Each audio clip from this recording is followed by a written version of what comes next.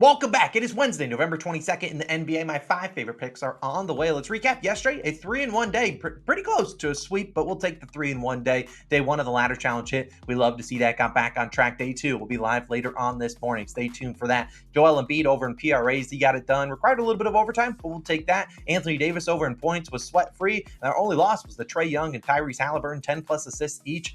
They both actually went berserk in terms of scoring, and Trae ended up with 8 assists. I think he scored 20 or 37 points, something ridiculous. But a 3-in-1 day, we'll take it. Like I said, day 2 of the ladder challenge posted later. Also, there might be an added play or two, so check the pinned comment if we ever add a play. Normally, I'm just waiting for some lines for some games. Teams on back-to-backs, they're sometimes slower for those games. So check the pinned comment if we do add a play. We're obviously going to track the ladder challenge for 1 unit, but check that pinned comment. And a reminder, there are no NBA games on tomorrow. Sad face, but no NBA games on. We'll have a couple NFL videos, including a long shot parlay video and our NFL best bets video. And there's actually 2 free squares for NBA or for the NFL right now. I'll talk about them real quick. One of them is on Sleeper for Dak Prescott to get 1 yard. It's for every single person. Now, I'm not going to talk about how I'm using it in this video. I'll use that in the Thanksgiving NFL video. So definitely check out that one, what my favorite picks there are. But it is a free square. And if you are new to Sleeper, you can use our code COS or the top link in the description. Get a 100% deposit match up to $100. Also, PrizePicks has one for Christian McCaffrey. Same thing. He just needs 1 yard. If you are to sign up for PrizePicks, use our code COS or the top link in the description.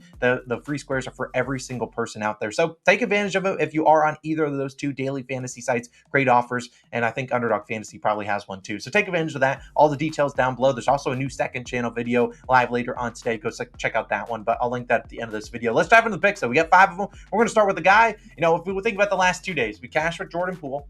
We cashed with Anthony Davis. Now we got to go another volatile guy, and it's going to be a guy by the name of Dillon Brooks. Here's how I'm playing him.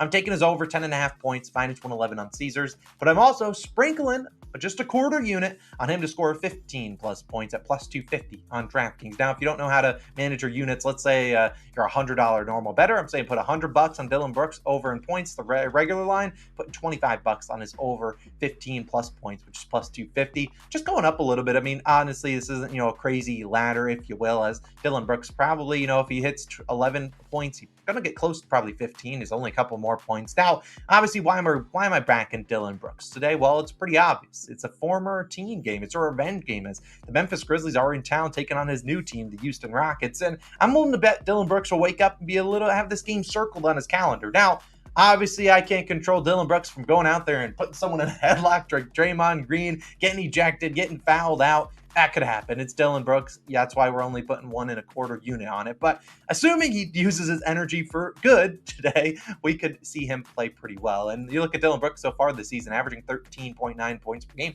He scored 11 points in 7 of 12 games. And normally when he scores 11, it's a pretty good chance he's going over this line. And he's going over the 15 plus points. In the last 2 games, he scored 24 and 16 points. So look, coming into this game, looking pretty good. And the Grizzlies are a team that allows the most 3-pointers in the NBA. This is a team that packs the paint. They got Jaren Jackson Jr. Now they got Bismack Biyombo starting. They're going to pack the paint. So Alperen Sengun, don't expect a huge scoring day from him. But on the outside, we see guys like Fred VanVleet, Jalen Green, Jabari Smith Jr., and Dillon Brooks probably shooting some 3-pointers. And I like Dillon Brooks to get those shot attempts up. Like in a non-in-season tournament game, I expect his teammates to maybe give him the rock a little bit more. And we've seen Brooks, when he attempts 10-plus field goal attempts, which he's done in 5 games this season, he's not only gone over his regular over, but he's gotten 15-plus in a lot of those games, scoring 12, 17, 16, 26, and 24 points. Now, look, I'm going to take a stab at the revenge game that he gets the field goal attempts up there. Dillon Brooks, sure, he had a bad track record with the Grizzlies. A lot of people don't like him, but he's not bad as an NBA player. And on this team, he's going to get a lot of open shots because he's not getting the number 1 guy on him. That's going to go on Jalen Green or Fred VanVleet. Jaren Jackson Jr. probably going on Sengun too. So, look, he's going to get an advantageous matchup here. We just are asking him to shoot the ball. And if he goes, 2 for 12, I'll live with it. But I think the field goal attempts will be there at a very low line at 10.5 points. I like it at 11.5 too. I really like Dillon Brooks. I think this is worth taking a shot on. We can get 15 points. For not only will we cash his regular over, we'll get a +250 winner in there. Look, I've placed worse bets than taking Dillon Brooks for 15-plus points for just a quarter unit. If he just absolutely flops because he gets into foul trouble or does something stupid, whatever, I would say, we deserve that. But I really like this great spot for him against a team that gives up a lot of 3-pointers, which is where Dillon Brooks does a lot of his damage. So we'll take Dillon Brooks. We'll take his over in points, plus a little bit of a sprinkle on his 15-plus points. If you want to sprinkle on his 20-plus points, go for it. Now, my next play is going to be a guy that I don't think a lot of people will be angry about me taking. It's Mr. Giannis Antetokounmpo, over 4.5 assists. minus 125 on DraftKings. Personally, I think this is going to get juiced as the day goes on. I would play it to about minus 140. Was considering putting a sprinkle on him for 6+ assists. I'm going to settle with this at just a quarter, just 1 unit on his regular over 4.5. Now, if we look at the Bucks offense, first 10 games of the season looked like just trash. It was not good, not a lot of flow in that offense. But the last few games, they've kind of found some rhythm here, and Damian Lillard's back. We've seen these last 3 games, Giannis, 9, 7, and 8 assists and 14.3 potential assists. Prior to those 3 games, the other 10 games of the season, average only 8.2 potential assists. So his potential assists are nearly double. I think they're putting the ball in Giannis's hands and letting him do his thing. I mean, Giannis is their best player. Sorry, Damian Lillard. Giannis is better than you. That's just how the cookie crumbles. I mean, Giannis obviously a former MVP. And the Celtics, while they do have a good defense up to a face in Boston, they allow the 3rd fewest assists per game. I think the potential assists are there. And the Boston Celtics, their number one thing is going to be slowing down Giannis from scoring. Look, I think they will live with the Milwaukee Bucks role players on the road knocking down 3-pointers, at least for the first half. Maybe they make some adjustments in the second half if they're just going like 10 for 10. But I think at the end of the day, Giannis, last 5 games versus Boston, 2, 9, 3, 5, and 5 assists. His 2 unders saw his team, his plus minus, be minus 27 and minus 32. So when he was in the game, they got blown out. So in games that they got blown out, sure, Giannis probably doesn't get 5 assists because that probably means he's not making shots. His teammates aren't making shots. But I think the ball will be in his hands that could amount tonight. Boston does a really good job at stopping the people from scoring in the paint. And that's kind of where Giannis does his damage. You got Kristaps down there looming. And I don't think Kristaps is going to go out on Brook Lopez sitting in the corner. So I think we'll see plenty of assist opportunities here. Just whether or not the team wants to knock down some shots. I'm only take a stab at this one for 1 unit. Give me his over 4.5 assists for the Greek Freak tonight.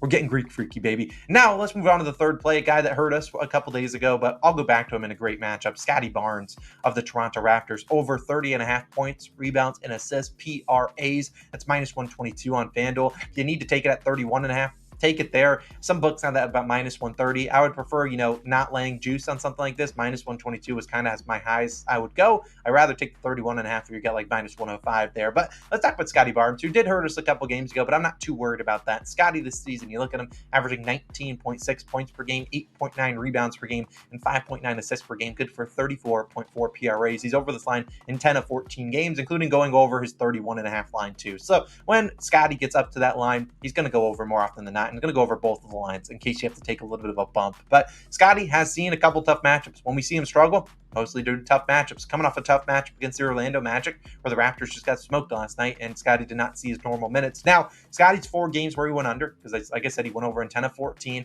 Faced some very tough competition. He's faced Orlando, Minnesota, and Boston twice. Those teams 1, 2, and 3 in defensive rating. Today, he gets the Indiana Pacers, a team that is 29th in defensive rating. If you paid any attention to that Hawks-Pacers game last night, you would see Pacers defense, never heard of it. They don't play a lot of defense on a back-to-back. I can't imagine the defense gets any better on a back-to-back. So we could see some guys miss some more shots, maybe some more rebounds for Scotty. But we saw him last year in this last matchup versus Indiana, 23, 8, and 8. That's good for 39 PRAs. We only need 31, 32 today. Should play, 30 to 35 minutes. Great matchup, fast-paced, plenty of assist opportunities, plenty of rebound opportunities, and plenty of scoring opportunities here. We could also see someone on the Raptors get, rested on the back-to-back. That wouldn't be too surprising either. I really like Scotty Barnes in a pace-up spot against the Pacers, no pun intended. Give me his over 30.5 points, rebounds, and assists. Now, my fourth play of the day, it's going to be a little bit tricky, but it is an easy one that you can easily pivot if you need to.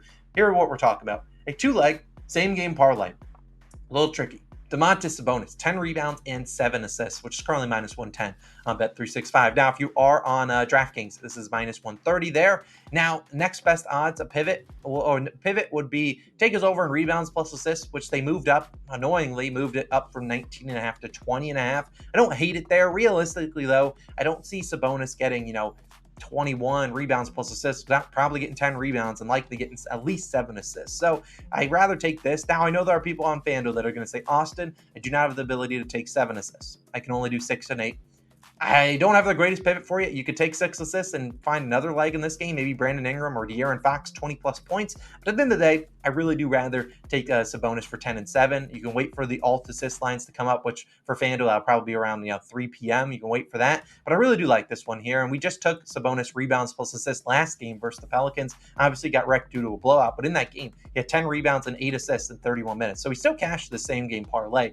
And he had 17 potential assists, 15 potential rebounds. That was the game the Kings lost by 36. Did not play in the fourth quarter. They shot 37% from the field. New Orleans shot 54%. So not only was teammate not knocking down shots for more assists, But number two, the Pelicans could not miss. They were making every single shot, which is obviously not great for the rebound line. But we've seen Sabonis this season. His assist chances are up when he's with Fox in the lineup. His rebound chances are there too. Keegan Murray could miss, which should see an uptick in rebounds. But we've seen last 5 games versus the Pelicans, Sabonis, 10 rebounds in all 5. So the rebounds line, check. And he's had 7+ assists in 4 of those 5. So the same game parlay cashed in 4 of those 5 games. I think this is an easier way to cash his rebounds plus assist line, which is 20.5, than it is to just take the rebounds plus assist by itself. But obviously, I do like them both. They go hand in hand. I was going to take his rebounds plus assist line, but it was 19.5, like minus 140, or taking a 20.5 line, which honestly, if he wants to go out there and get 15 revs and not get the assist and hit that, good for him, but I think he has to hit 10 rebounds and at least 7 assists to get it done. So I really like Sabonis. They give it to me, 10 rebounds, 7 assists. I don't love him scoring the basketball. Doesn't notoriously score as much against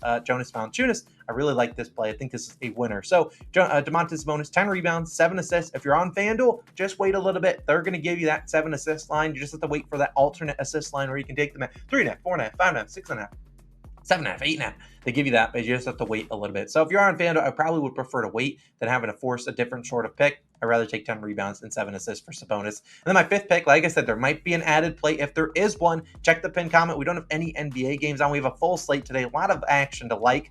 But my 5th pick will be the ladder challenge at day 2. It will be posted later this morning. Going to go work on that, plus some NFL picks for Thursday. But it will be posted. You'll know it will be posted. It will be in the pinned comment. You'll see my YouTube short, my TikToks, my Instagram, all that stuff. If you're not following us, go follow us at Calling Our Shot. Let's have a wonderful day. Let's go 5-0. When the TikTok and whatever YouTube short is live, I'll post it up here. But of course, you can check the pinned comment for that link. Plus, any additional plays will be in that link down below. A reminder, you have those 2 free squares, one on PrizePicks, one on Sleeper. Take advantage of that. When our NFL videos are live for Thursday, I'll post the links on the video on the screen too for you to click on and go check them out. But let's have a wonderful day. Let's climb to day 3. I'll see you guys back again tomorrow. Well, technically on Friday for some more NBA picks. You'll see me tomorrow with some NFL picks that will be posted later on today. It's Austin signing out. See you in the next one. Peace out. Also, day in the life of Austin video will be on the screen when it is live. Whatever. Go check it out. Peace.